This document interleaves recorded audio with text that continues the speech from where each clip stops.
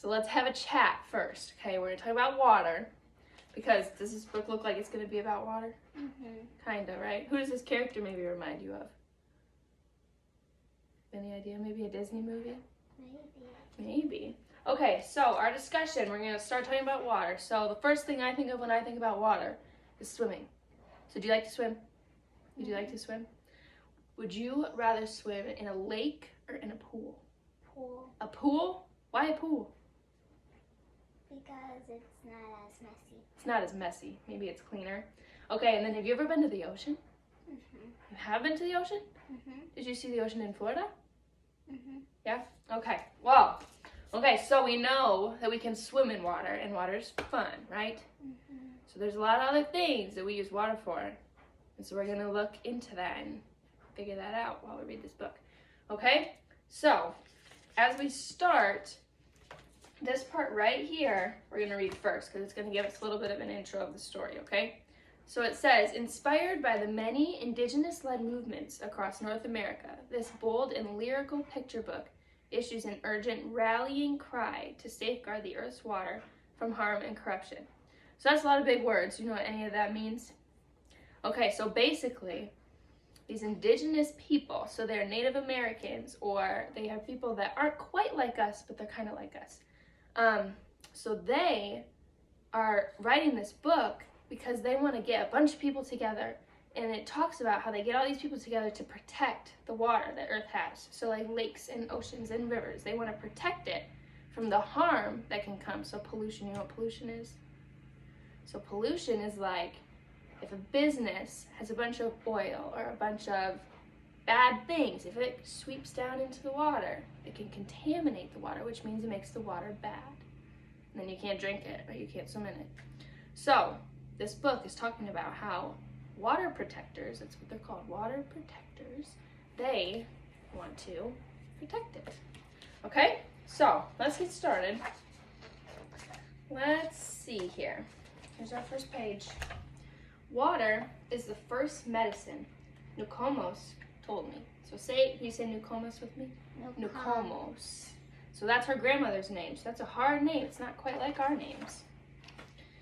We stand with our songs and our drums. We are still here.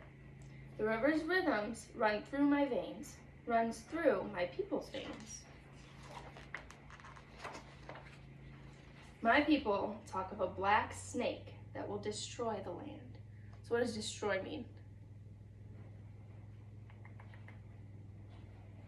Maybe wreck or ruin. It messes something up, right? If it's destroyed, it's not how it's supposed to be. Okay. It's going to spoil the water, poison the plants and animals, and wreck everything in its path. So we see wreck. Wreck is a good word to use for that. When my people first spoke of the black snake, they foretold that it wouldn't come for many, many years. Now the black snake is here. Its venom burns in the land, courses through the water, making it unfit to drink. That kind of like Satan. Kinda.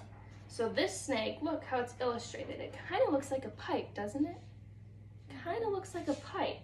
So maybe we can predict that this snake, is what they're calling a snake, is actually a pipe. So it's a new way of transporting things, and it can leak, so it can cause some problems. So we take courage. I must keep the black snake away from my village's water. I must rally my people together. Do you know what rallying together means? It's like gathering a group of people to fight for something that you really want. So if you really wanted something to change, you could get a big group of people and you guys could fight for it and tell people why it's a good thing or a bad thing.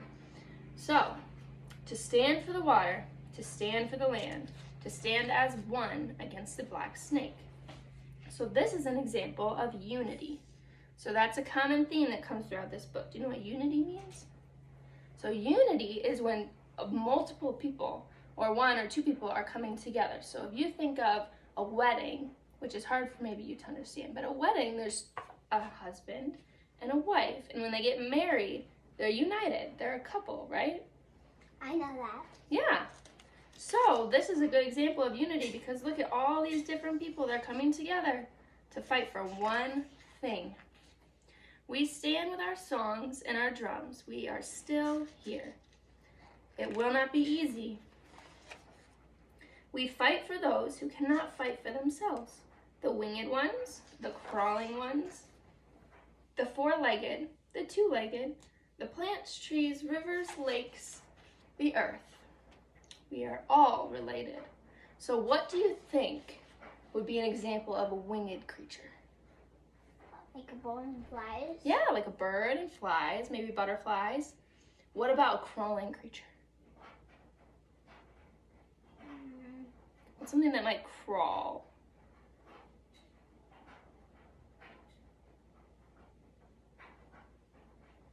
Maybe a lizard.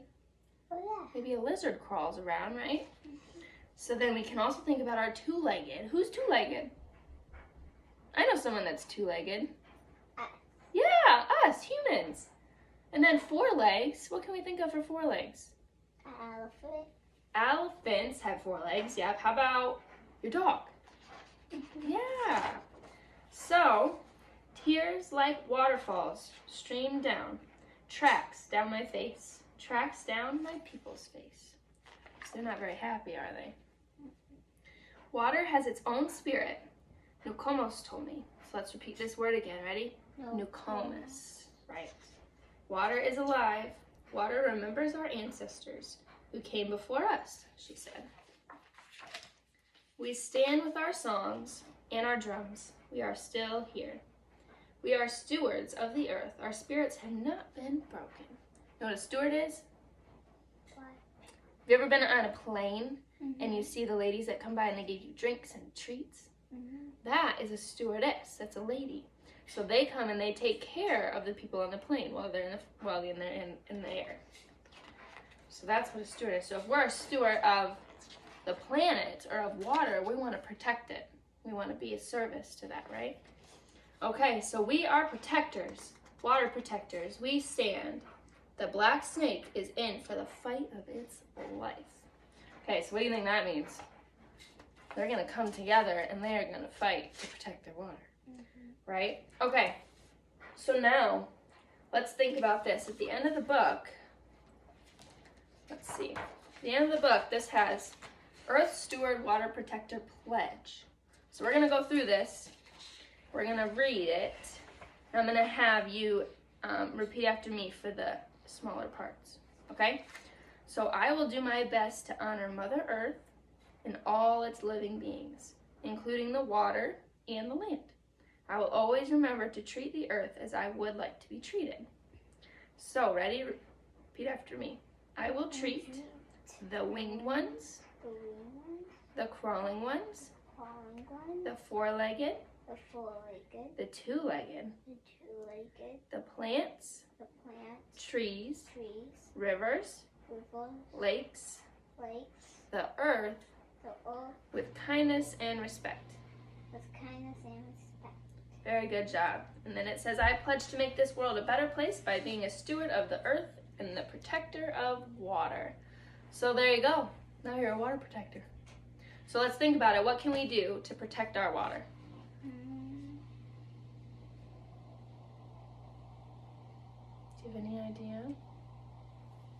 Well, let's think about this. What do we use water for all the time? Drinking. What about when you're dirty? Taking baths and showers. So we use water to keep our hygiene, which just means taking care of your body.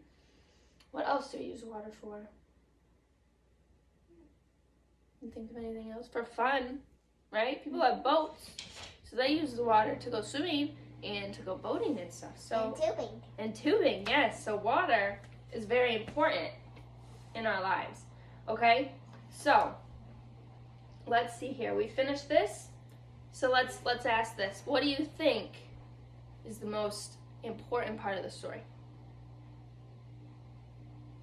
What do you think? Protecting the water. Protecting the water. Yeah, that's pretty much perfect. We want to protect the water. All right, perfect. Thank you.